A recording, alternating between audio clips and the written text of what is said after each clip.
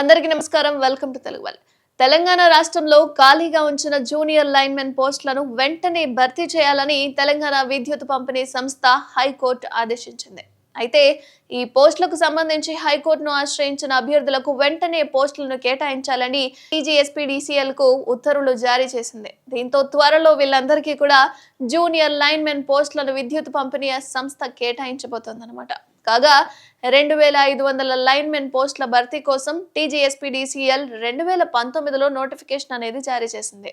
అయితే ఈ పోస్టులకు గతేడాది ఏప్రిల్ 30వ తేదీన రాత పరీక్ష కూడా నిర్వహించారు. ఆ తర్వాత విడుదలైన ఫలితాల్లో మొత్తం పోస్టుల్లో మెరిట్ అభ్యర్థులకు 5%, స్థానికులకు 95% కేటాయించారు.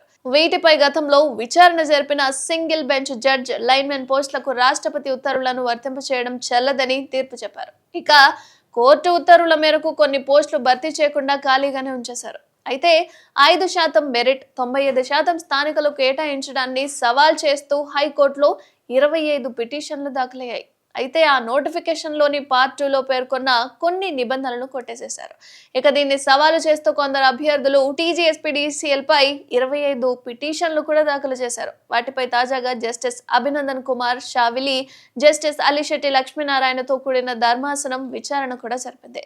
ఈ సందర్భంగా టీజీఎస్పీడీసీఎల్ తరపు న్యాయవాది వాదనలు వినిపిస్తూ లైన్మెన్లకు స్థానిక పరిస్థితులపై అవగాహన ఉండాలని, జిల్లాలకు చెందిన వారికి ప్రాధాన్యం ఇచ్చామని చెప్పారు. అయితే రాష్ట్రపతి ఉత్తర్వులు మాకు వర్తించవని, అందుకే వాటిని అమలు చేయలేదని చెప్పారు. దీనికి దరఖాస్తుదారులు తప్పుగా అర్థం చేసుకున్నట్లుగా పేర్కొన్నారు.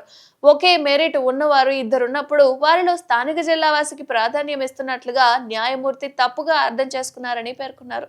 ఇక దరఖాస్తుదారుల తరపు న్యాయవాదులు వాదనలు వినిపిస్తూ రిజర్వేషన్ల ద్వారా పక్కా జిల్లా వారికి కూడా అవకాశం లేకుండా పోయిందని, సింగిల్ జడ్జి తీర్పు సరైందని అన్నారు. ఇక కోర్టు పిటిషన్లు దాఖలు చేసిన సమయంలో కోర్టుకు వచ్చిన వారందరికీ కూడా సరిపడా ఖాళీలు ఉంచాలని సింగిల్ జడ్జి మధ్యంతర ఉత్తర్వులు అయితే జారీ చేశారు. అలా భర్తీ చేయకుండా ఉంచిన ఖాళీలను న్యాయస్థానాన్ని ఆశ్రయించిన అభ్యర్థులతో భర్తీ చేయాలని కోర్టును కూడా కోరారు.